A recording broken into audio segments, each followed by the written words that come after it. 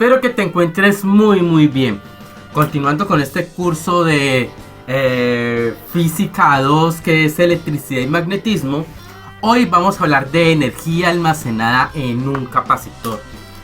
Particularmente a mí me parece que esta es una de las clases más interesantes porque nos damos cuenta de algo que a simple vista parece absurdo, digámoslo así, pero que viene siendo el engranaje que le hace falta para entender cómo evoluciona la vida en el universo, o cómo se transmite energía en el universo.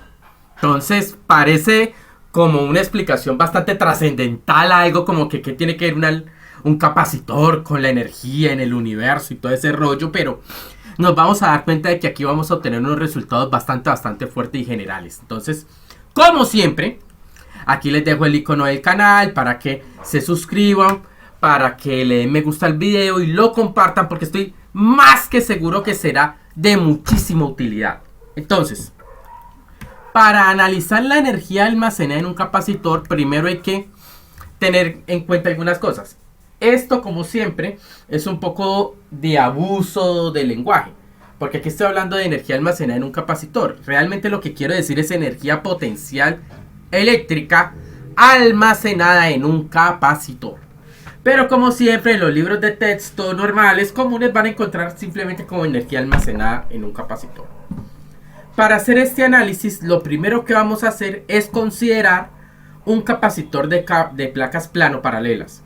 De una forma u otra, los resultados que vamos a obtener aquí son bastante genéricos y valen para un capacitor de placas cilíndricas, para un capacitor en espiral y cualquier capacitor que podamos encontrar de manera comercial. Entonces, ¿cómo calculo la energía potencial eléctrica en un capacitor? Pues eso ya lo sabemos. La energía potencial eléctrica delta U, nosotros sabemos que es igual a Q veces la diferencia de potencial entre las placas. Eso ya lo sabemos. Pero ¿qué es lo que ocurre? Estamos tratando aquí en esta parte es de calcular la energía necesaria para cargar un capacitor. De la misma manera que uno en física mecánica calcula cuál es la energía necesaria para que una masa llegue a cierta altura, lo que yo quiero aquí es calcular cuánta energía es necesaria para cargar un capacitor que está inicialmente descargado. Vamos a suponer que la carga en el capacitor en función del tiempo es Q minúscula, hasta una carga total que le llamaremos QT. Entonces, ¿cómo podemos calcular eso? En estos momentos tú te estarás pensando, no, pues tengo que coger y calcular la energía de arrastrar un electrón que estaba aquí arriba y bajarlo hasta acá, para que aquí quede con un defecto de carga y este quede con un cúmulo de carga. La energía necesaria para arrastrar un electrón de acá hasta acá, de acá hasta acá. Entonces, ese es un cálculo bastante dispendioso, pero hay un truco muy fácil para resolverlo. ¿Cuál es? La energía que gasta un electrón, o la que gasta una carga, para ser mucho más genérico, para ir de acá hasta acá, es la misma energía que se gasta una carga para ir de aquí hasta acá. ¿Por qué? Porque son los mismos dos puntos en el espacio. La energía que hay de ir de aquí hasta acá es la misma energía que ir de aquí hasta acá. Es la misma. Ahora, ¿cómo vamos a calcular eso? En muchos libros de texto lo que van a comenzar a hacer es como de un golpe decir que eso tienen que hacerlo con una integral y ya. Aquí vamos a utilizar digámoslo así, un método un poquito diferente, pero creo que es mucho más claro de entender. Entonces, ¿qué es lo que vamos a hacer? Ya lo sabemos por física 1 que el trabajo hecho por una fuerza se puede escribir como menos la variación de la energía potencial. Es decir, que podríamos decir que el trabajo hecho por la fuerza eléctrica debe ser igual a menos la variación de energía potencial. A su vez, de aquí podemos inferir que la variación de energía potencial es igual a menos el trabajo hecho por la fuerza eléctrica, tal que movemos una carga de aquí hasta acá. Listo. Eso lo podemos entender, eso es de física 1, no hay problema. Aquí como tenemos un capacitor de placas plano-paralelas de distancia entre placas Z0 y área A, sabemos que su capacitancia es epsilon sub 0 A sobre Z0. Ahora, ¿qué es lo que ocurre? El capacitor está inicialmente descargado. Cuando está inicialmente descargado, no hay campo eléctrico. Si no hay campo eléctrico, pues mover una carga de aquí hasta acá es fácil. Cuando comienzo a llenarlo con pequeños pedacitos de carga, se crean pequeños pedacitos de fuerza o una cantidad de fuerza pequeñita, de tal manera que esa cantidad de fuerza me genere un trabajo, y esos trabajos yo los voy a ir sumando. Entonces, ¿cómo lo vamos a hacer?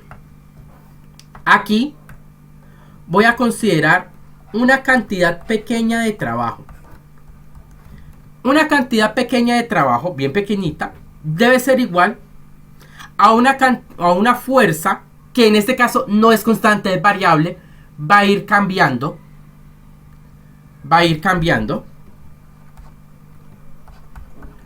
Por la distancia Z0. ¿Por qué la coloco así? Delta F Z0. Se supone que el trabajo es fuerza por distancia por el coseno del ángulo, ¿no? Fuerza por distancia, en este caso sería por coseno del ángulo.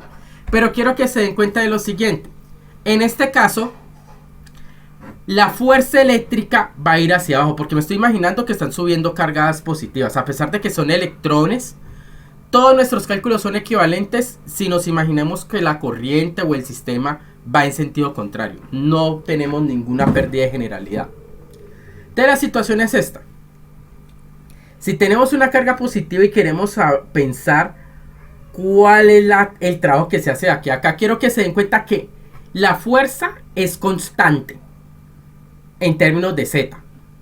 Y fuera de eso, la carga va a ir aumentando en las placas del capacitor. Entonces, como va a ir aumentando el campo eléctrico en función del tiempo, entre comillas. Entonces va a ir aumentando. Entonces, ¿qué es lo que ocurre? Este pedacito de fuerza no es más que un pedacito de carga, porque esa es la carga que va a ir aumentando en la placa, por el campo, por el Z0. Aquí lo va a poner un signo de menos. ¿Por qué lo va a poner un signo de menos? Porque debe ser claro para ustedes que si la carga está en esta dirección, el campo eléctrico va hacia abajo y la carga es positiva, la fuerza va hacia abajo. De tal manera que si la fuerza va hacia abajo, el trabajo que se hace para ir de aquí a acá es negativo. Ahora, el campo en un sistema de placas plano paralelas nosotros ya lo conocemos. Se supone que es sigma sobre epsilon 0, la magnitud, por Z0. Pero recuérdese que sigma es cantidad de carga en la placa positiva sobre el área. Entonces aquí tendríamos dQ por Q mayúsculo sobre A, voy a escribirlo así, Z0, todo eso sobre epsilon 0. Esto lo puedo reescribir, lo voy a reescribir de esta manera. Q veces, voy a colocar el Z adelante. Z0, Q, dQ. Y acá voy a colocar el epsilon sub 0 por A. Entonces, fíjense que llegamos a un resultado bien interesante. Quiero que se den cuenta que aquí me quedó Z0 sobre epsilon sub 0A. Aquí tengo epsilon sub 0A sobre Z0. De tal manera que ustedes prestan atención, esto no es más que Q de Q. Esto es 1 sobre C. Entonces aquí en el denominador me queda C. Es decir, que el diferencial de trabajo no es más que menos Q de Q sobre C. Entonces, el trabajo total no es más que la suma de todas estas cargas que va desde 0 hasta Q total de menos Q de Q sobre C. De tal manera de que el menos sale, el 1 sobre C también, la integral de 0, Q total, Q de Q, Ustedes, como ya están en física 2, deben saber que la integral de Q es Q cuadrado sobre 2. Aquí creo que para todos es claro que puedo colocarla así acá. Evaluado de C hasta Q total. De tal manera que ese trabajo para mover esa carga no es más que menos Q total al cuadrado sobre 2 veces C. En contraste, como ya habíamos dicho que esa variación de energía potencial eléctrica es menos el trabajo, yo esta cantidad la reemplazo acá. De tal manera que tengo que la variación de energía potencial eléctrica es Q total al cuadrado sobre 2 veces C. Aquí omito el delta porque ya en estos momentos estamos hablando de la energía en el capacitor, de sus extremos. Entonces ya en vez de hablar de un delta U, simplemente hablamos de un U. Entonces, ¿qué es lo que ocurre? Aquí nos acabamos de dar cuenta que este menos, perdón, corta con este menos de acá, menos por menos me da más, entonces me queda U igual a QT al cuadrado sobre 2C. Es decir, que la energía potencial eléctrica, o la energía entre comillas, almacenada en las placas de un capacitor, entre las placas de un capacitor, hay que decir eso, entre las placas de un capacitor, es la carga total que hay en el capacitor al cuadrado sobre 2 veces C. Ahora, recordando adicionalmente que ya uno sabe que la capacitancia es Q sobre delta B, yo puedo decir que Q total es C delta B. Aquí simplemente reemplazo ese Q total, lo reemplazo por C delta B, me queda C cuadrado, delta B cuadrado. Quiero que se den cuenta que eso se cancela y me queda este resultado. U, que es la energía potencial en la energía almacenada en el capacitor, no es más que la capacitancia veces la diferencia de potencial al cuadrado sobre 2. Entonces este también es un resultado súper importante. Entonces aquí nos estamos dando cuenta que en un capacitor se almacena energía que podemos utilizar como nosotros queramos. Eso se puede utilizar para mover un cuerpo, para generar calor. Esa energía se puede aprovechar. ¿Y cuánto vale esa energía? Q al cuadrado sobre 2 veces C, o escrito de otra manera, C delta B. También hay otra forma de escribirla sin tener que utilizar la capacitancia. Se puede escribir también, lo voy a hacer aquí en un momentico. U también se puede escribir como C es Q sobre, bueno, en este caso sería Q total sobre delta B. Si ustedes se dan cuenta, esto me queda Q total delta B sobre 2. Otra forma de escribirlo. Entonces, ¿qué es lo que estoy tratando de decirles aquí? Existen diferentes maneras de encontrar la energía almacenada en un capacitor. ¿Qué es lo importante que tengamos en cuenta en ese sistema? ¿Qué es lo que está de pronto cambiando? Si es la carga, si es la diferencia de potencial. Aquí ya tenemos estos resultados bastante genéricos. Esto lo calculé para un sistema de placas plano-paralelas. Pero estas tres fórmulas que les estoy mostrando acá valen para capacitores cilíndricos, para capacitores esféricos, para cualquier tipo de capacitor. Carga total en la placa positiva al cuadrado sobre 2 veces C, o C delta B cuadrado sobre 2, o QT delta B sobre 2. Da exactamente lo mismo. Bueno, aquí hemos obtenido esas tres fórmulas y creo que esto es lo importante para ustedes, que estas tres formulitas las tengamos en el corazón. Ahora, teniendo en cuenta eso, ustedes dirán, bueno, y ese cuento que había dicho el profesor que tenía que ver con la vida, con la energía en el universo. Bueno, y aquí yo no veo nada de eso. Entonces miren, vamos a hacer una cosa. Vamos a definir algo. La densidad de energía U minúscula o U cursiva. ¿Qué es la densidad de energía? Es la cantidad de energía que hay en un sistema dividido por el volumen que ocupa. Entonces yo tengo este sistema de placas plano-paralelas donde tenemos que la energía almacenada es Q total al cuadrado sobre 2 veces C. Y eso lo voy a dividir sobre el volumen del sistema de placas plano paralela. Aquí yo ya hice el cálculo rapidito. Miren. ¿Qué fórmulas voy a utilizar acá? Para la energía voy a utilizar C delta V cuadrado sobre 2. Puedo hacerlo, aquí está. Para el volumen, pues ya lo tengo, porque es el área de la placa por Z0. Pero aquí voy a utilizar algunos truquillos. ¿Cuál es el primero? C, que es la capacitancia, es epsilon sub 0, A sobre Z0. Primer truco.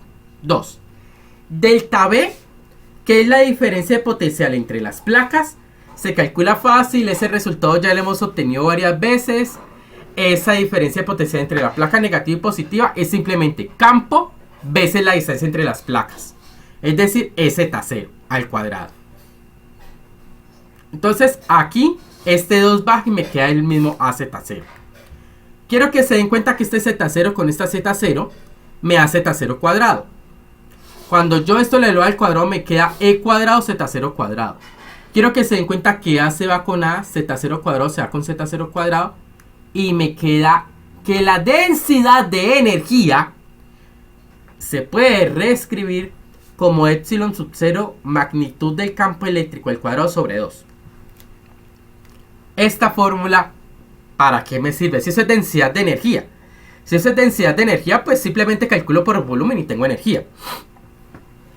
Pero quiero que se den cuenta que aquí no hay capacitor. ¿Hay capacitancia? No, desapareció. Quiero que se den cuenta que este está en función de epsilon sub 0. Epsilon sub 0, recuerden que es la permitividad eléctrica en el vacío. Significa que no necesito nada. Ese espacio, ese volumen está vacío. No hay cargas, no hay nada. Lo único que hay es una fuente generadora de campo eléctrico, sea donde esté, no me interesa, que genera un campo eléctrico en ese espacio vacío, cuya magnitud es E cuadrado sobre 2. Entonces lo que estamos encontrando aquí es fuertísimo. Porque lo que estamos descubriendo acá es que podemos tener o transportar energía en espacios vacíos. ¿Cómo? Con campos eléctricos. Y eso es algo que no habíamos visto antes. Porque antes, para transportar energía necesitábamos un medio material. ¿Sí o no? Si yo quería transportar energía tenía que utilizar una cuerda o tenía que ser un medio para que se propagara una onda mecánica. Aquí no. Aquí tenemos una densidad de energía que depende solo del campo eléctrico. Y recuérdese que campo eléctrico no es más que un efecto que una carga genera en un punto en el espacio. Entonces, en este espacio, en este volumen, no tiene por qué haber algo. Y cuando yo lo explico así, uno dice, bueno, pero ¿energía en un espacio donde no hay nada? Sí. Y este resultado, epsilon sub 0 al cuadrado sobre 2, cuando estemos más adelante en el curso, está acompañado de otra formulita. Aunque esta fórmula es válida, claro está. Esto yo lo hice para placas plano paralelas. Pero lo más interesante es que vale para cualquier sistema donde hayan campos eléctricos. Siempre donde hay un campo eléctrico, hay una densidad de energía volumétrica en el espacio. Más adelante, cuando estemos ya en la parte de magnetismo, hay una formulita que acompaña a esto, que es B sub 0 al cuadrado sobre 2, que es el campo magnético sobre B es la permeabilidad magnética, pero eso es más adelante. El punto cuál es, porque quiero relacionarlo con campos magnéticos a pesar de que no lo hayamos visto. Porque este es uno de los términos que hacen parte de la densidad de energía electromagnética. ¿Y por qué tiene que ver con la energía en el universo? Porque esta es la manera en que la energía viaja a través de campos eléctricos. ¿De dónde viene la energía que hace que funcione la vida en este planeta? Que hace que las plantas crezcan a través de la fotosíntesis, que los animales se consuman esas plantas, que nosotros nos consumamos esos animales y que haya ese ciclo a través de la energía del sol. Pero el sol, ¿cómo nos hace llegar esa energía? Ustedes dirán, ay no, pues a través del calor, porque yo me paro en el sol y me quemo. No, porque el calor se necesita propagar a través de un medio. Entonces la situación, ¿cuál es? aquí, ¿cómo estamos hablando de esa energía que viene del Sol hasta acá? Viene a través del campo electromagnético. El Sol nos envía su luz. La luz no es más que un campo electromagnético. Es decir, tiene una parte eléctrica y tiene una parte magnética. La parte eléctrica es de la que estamos en este momento hablando. La parte magnética la veremos más adelante. Entonces, ¿eso qué significa? Que esa energía del Sol viene hacia nosotros a través de este mecanismo. A través del campo eléctrico. Entonces, hay una radiación, hay una energía, genera campos eléctricos, genera luz que viene hacia nosotros y que nos trae esta densidad de energía tal que las plantas la aprovechan, nosotros las aprovechamos, de tal manera que tenemos energía. Y existe algo entre nuestro planeta y el Sol. Pues pueden decirme, ay sí, están los planetas y todo ese tipo de cosas, pero en realidad entre la Tierra y el Sol, en esa gran mayoría de espacio, lo que es vacío. Pero a pesar de que hay vacío, nos llega energía a través del campo electromagnético, a través del campo eléctrico, a través de ese epsilon sub 0 e cuadrado sobre 2. Entonces, para no hacer más largo este video, vamos a dejarlo hasta aquí. Para mí, ¿qué es importante? Para mí es importante que ustedes recuerden, voy a borrar esto para que no me confundan, esta fórmula, estas tres fórmulas de acá, esta de acá y esta de acá. Entonces, les agradezco muchísimo que nos hayamos quedado hasta el final. Como siempre, vamos a compartir, darle me gusta, porque estoy más que seguro que esto fue útil.